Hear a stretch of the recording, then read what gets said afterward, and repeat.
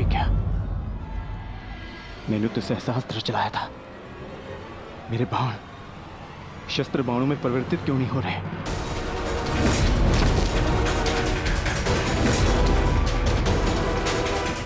मेरा लक्ष्य कैसे चूक सकता है?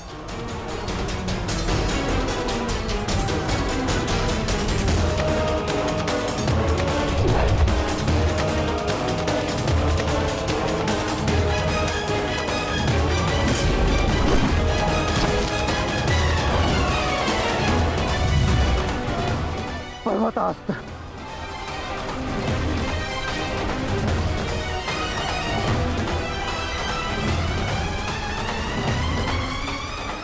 ये सब क्या हो रहा है?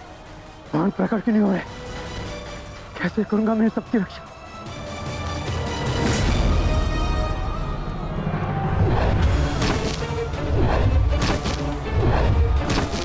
तुम शीघ्रता करो पार्थ। द्वारका की सभी स्त्रियों को अपने साथ हस्तिनापुर लेकर लौट जाओ। किंतु माधव, मैं आपके आदेश का पालन कैसे करूं? कैसे करूं इन सबकी रक्षा?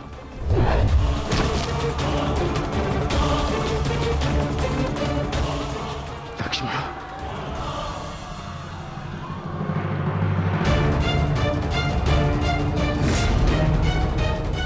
इधर छुप के बैठिए। उठ, उठ, चलो, चल, चल।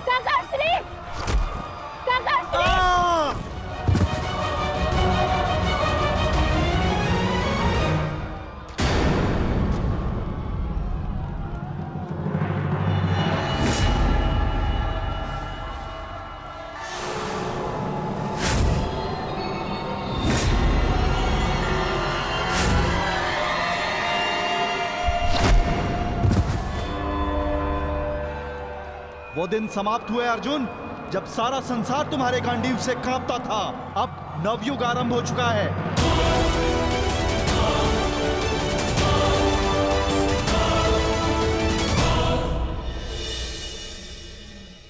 मैं समझ नहीं पा रहा हूं ज्येष्ठ, कैसे मेरे बाण अपना संधान नहीं कर पाए?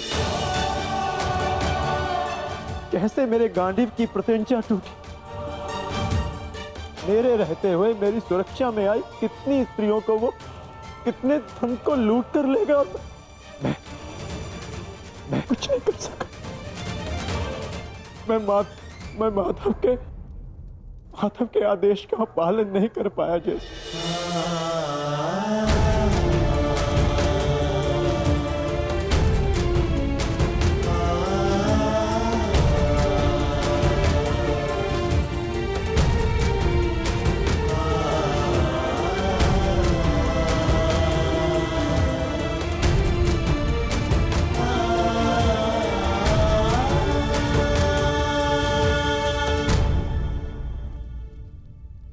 नाश हो गया,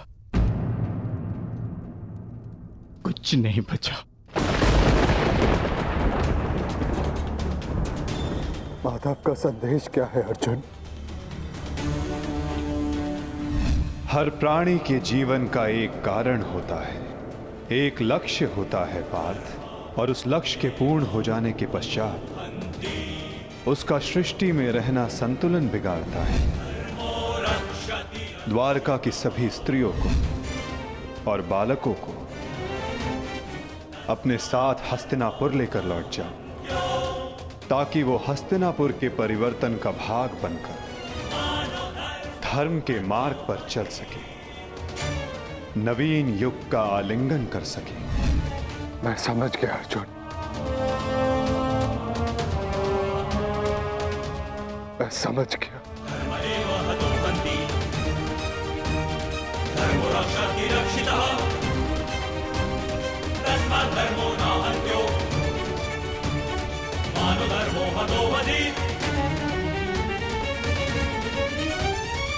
परिवर्तन का समय आ गया है।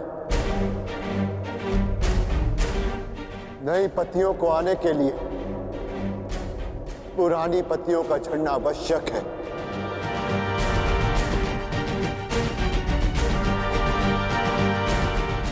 आपका मंतव्य क्या है आर्य? शीघ्र ही सबको सब कुछ समझ आ जाएगा।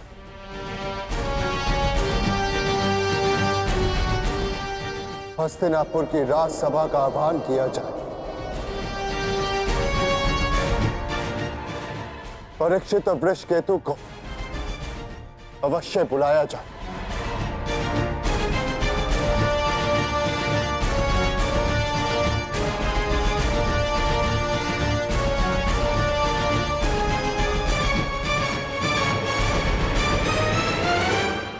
आज ये सभा यहां इसलिए बुलाई गई है, जो योग्य है उसे उसका अधिकार प्राप्त हो।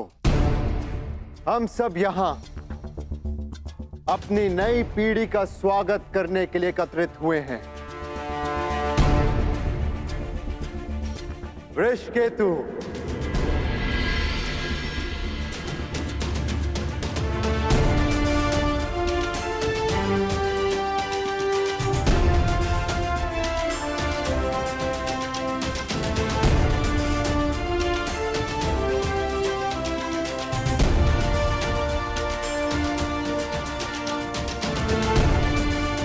परीक्षित,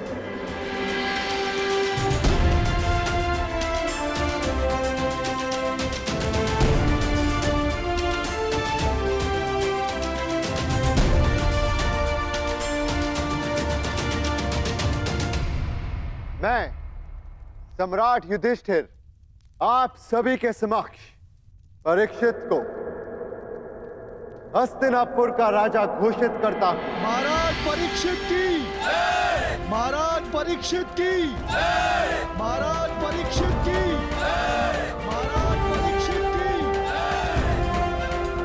और वृषकेतु को इंद्रप्रस्थ नरेश घोषित करता हूं।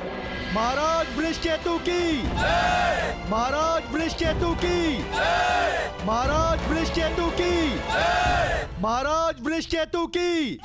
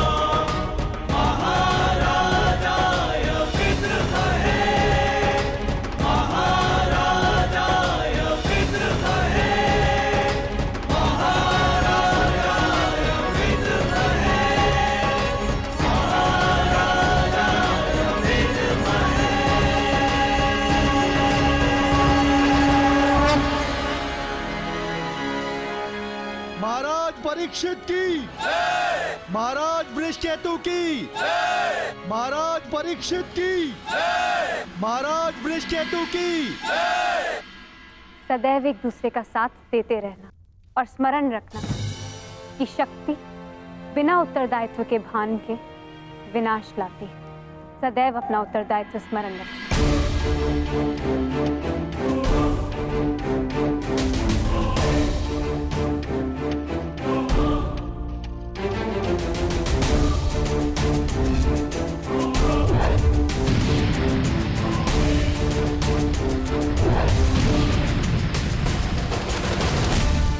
तुम्हारे पिता ने तुमसे छोटी आयु में चक्रव्यूह तोड़ा था।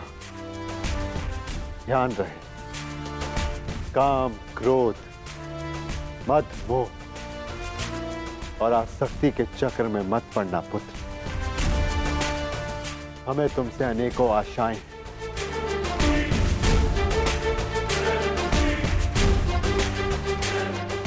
और तुम्हें उन पर खरा उतरना है।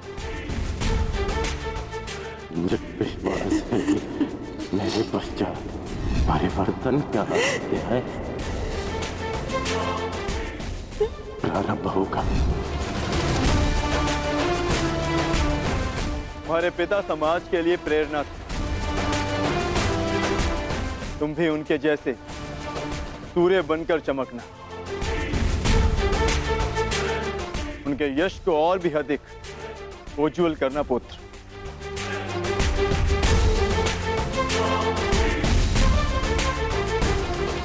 और स्मरण रखना पुत्र,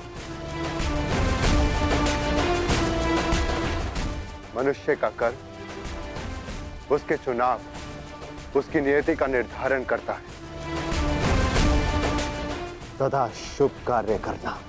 महाराज वृषकेतु की, महाराज परीक्षित की, महाराज वृषकेतु की, महाराज परीक्षित की, महाराज वृषकेतु की, महाराज परीक्षित की, महाराज वृषकेतु की, महाराज परीक्षित की। शौचमिन्द्रिय निग्रह निर्विद्या सत्यं क्रोधो दशकं धर्मलक्षणम्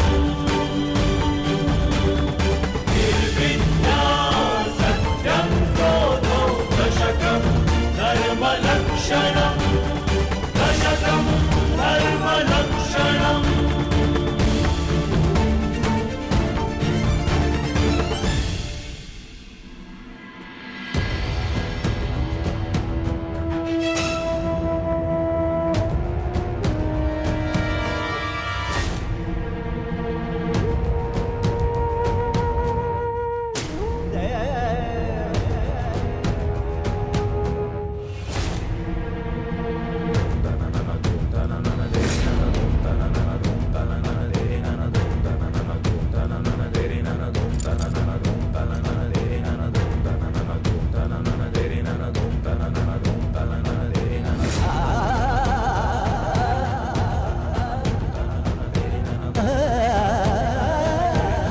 ज्येष्ठ भीतर कर क्या रहे? उन्हें भीतर के काफी समय हो गया है, हमें भीतर जाकर देखना चाहिए।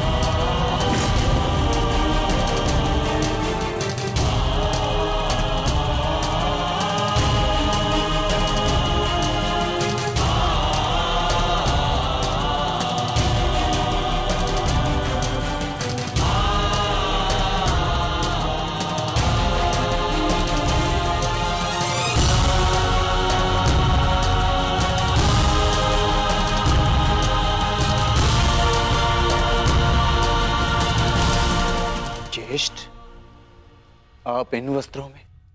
माधव का संदेश सुनकर भी नहीं समझे अर्जुन। एक समय के पश्चात जब मनुष्य के जीवन का लक्ष्य पूर्ण हो जाता है तो उसकी उपस्थिति सृष्टि का संतुलन बिगाड़ देती है। इसीलिए मैंने यह निर्णय लिया है कि मैं महाप्रस्थान करूंगा।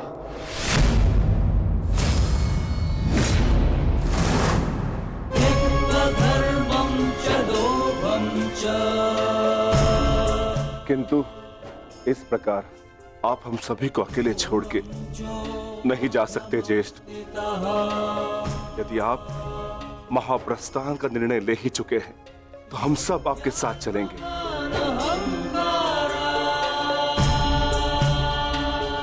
क्योंकि जहां आप है ज्येष्ठ, वही हमारा घर है। हाँ ज्येष्ठ, मनुष्य अपनी परछाई के बिना अस्तित्व में कैसे रह सकता है? हम पांचों भाई एक दूसरे की परछाई हैं। हम ना एक दूसरे के बिना रहेंगे और ना ही जिएंगे।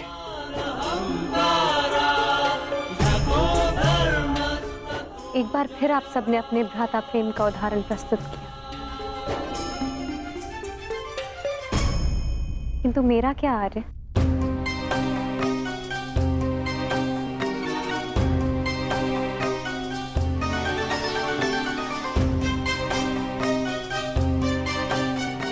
पांचाली, मैं जहां जा रहा हूं वह मार्ग बहुत कठिन है और तुम सब उस मार्ग पर नहीं जा पाओगे।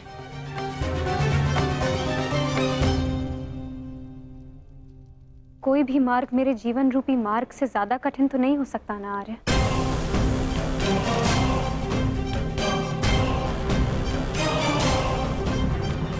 राज्यसभा में हुए वस्त्र हरण के संताप को मैं सह गई, ये सोचकर कि मेरे पांचों पति मेरे साथ हैं, मेरा प्रतिकार लेंगे।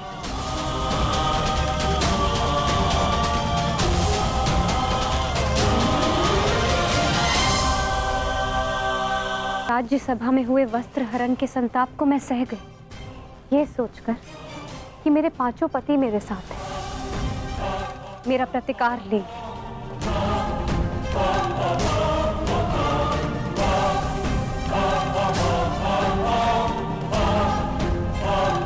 तेरह वर्षों के वनवास और अज्ञातवास को हंसते हंसते काटा, ये सोचकर कि मेरे पति मेरा त्राण करेंगे।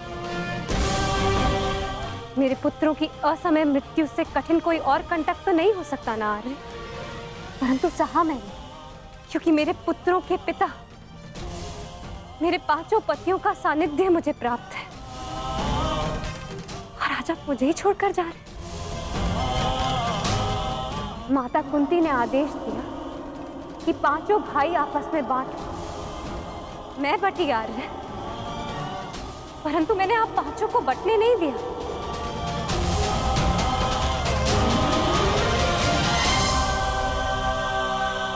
चाहे मार्ग के कांटे हो या पत्थरों की ठोकरें, हम सबका प्रारब्ध साथ है।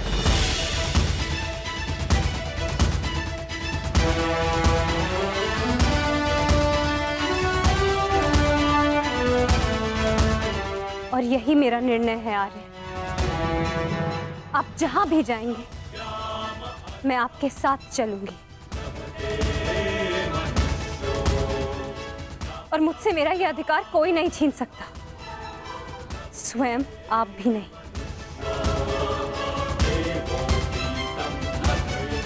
मैं चयन कर चुकी हूं आर्य। अब इस यात्रा का जो भी परिणाम होगा, मुझे स्वीकार होगा।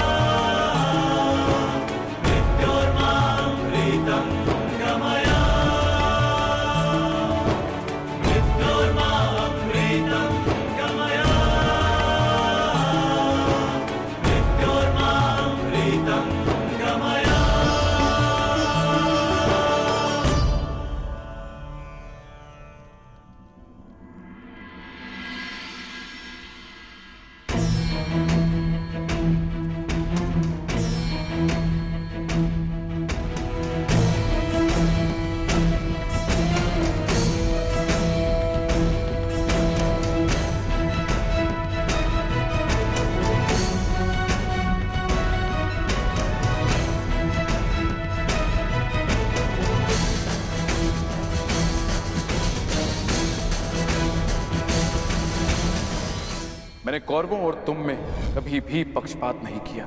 यदि प्रिय युधिष्ठिर को स्वीकार है तो हस्तिनापुर नया राज्य बनाने में तुम्हारी सहायता करे, परंतु पुत्र इसके बदले मुझे भी तुमसे कुछ चाहिए। तुम्हारी माता कुंती यही हस्तिनापुर में रहे। आज तक के इतिहास की सबसे बड़ी, सबसे रोमांचक, मनोरंजक द्यूत क्रीड़ा हम सबके जीवन का सबसे बड़ा खेल होगा। 5 की शक्ति दास हो गई दुर्योधन। युधिष्ठिर भी तुम्हारा दास हो गया। जो विजय संसार के सबसे बड़े युद्ध में नहीं मिल सकती थी, वो युद्ध के चाल में तुम्हारी हो गई। वो शेष है द्रौपद पुत्री पांचाली। पांचाली पांचाली पांचाली पांचाली पांचाली। अब ये द्रौपद पुत्री पांचाली विधिवत तुम्हारी दासी हुई। दुशासन, तुम मेरा अपमान करने वाली उस दासी को अपने इन भुजाओं से उसके बाल पकड़कर खींचकर इस सभा में लेकर आओ। दुर्योधन, तुम अपने सीमा का अतिक्रमण कर रहे हो। वहीं पूर्ण विराम लगा दो। तुम इस भांति एक स्त्री का अपमान नहीं कर सकते। सावधान दुर्योधन। आप अपनी प्रतिज्ञा की सीमा में बंधे हैं पितामह। आप अपने वचन से बंधे हैं आचार्य। और तुम कर्ण मेरी मित्रता के बंधन में बंधे हो कर्ण। लीजिए ज्येष्ठ आपका आदेश ना मानने वाली दासी। आओ दासी द्रौपदी, आकर मेरी टंगा में बैठो। आओ। वस्त्र हरण करो इस दासी का।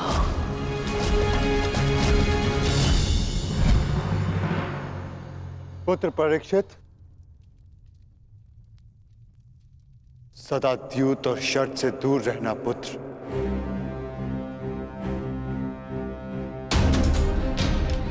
क्योंकि ये मनुष्य को काल के गर्त में पहुंचा देता है।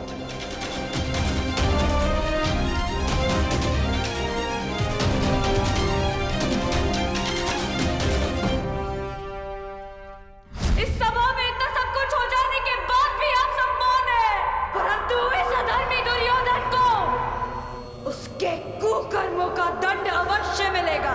और उससे पहले इस सभा में उपस्थित वो हर व्यक्ति जिसने मौन रहकर ये अधर्म होते हुए देखा, उन्हें उनके मौन रहने का दंड मिलेगा। श्राप है ये अपनी सुता द्रौपदी का।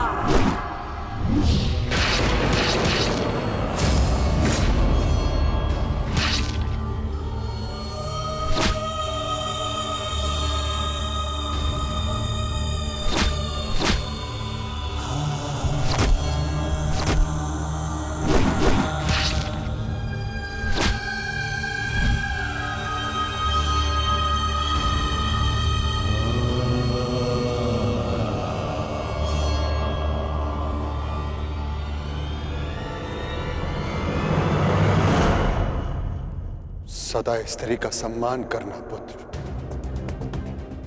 किसी को भी स्त्री का अपमान न करने देना, क्योंकि स्त्री का अपमान प्रकृति भी नहीं सहती।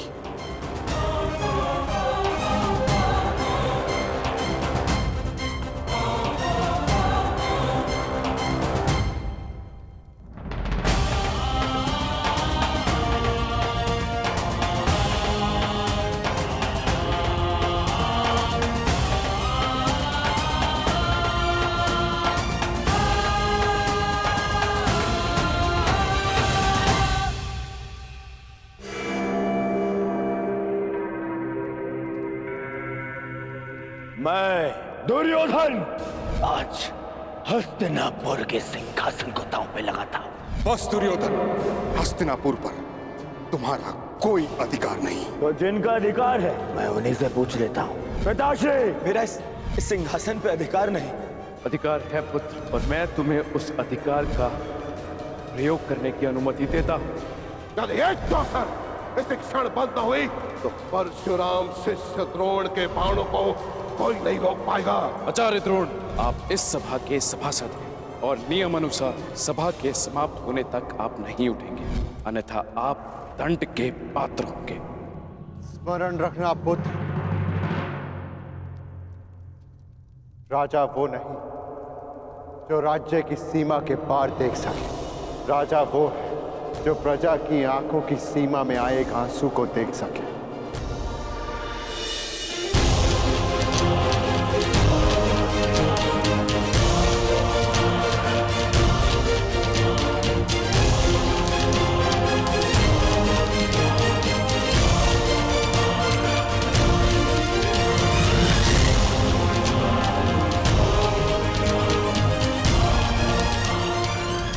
राजनीति का नहीं, सदा प्रजा नीति को ध्यान में रखकर निर्णय लेना पुत्र, क्योंकि यदि प्रजा प्रसन्न तो राजा के मुकुट में जड़े रत्नों को कांटे बनते समय नहीं लगता।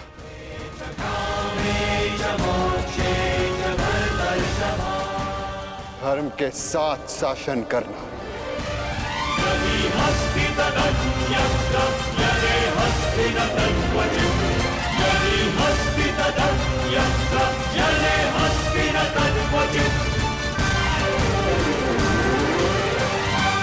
महाप्रस्थान का समय हो गया है।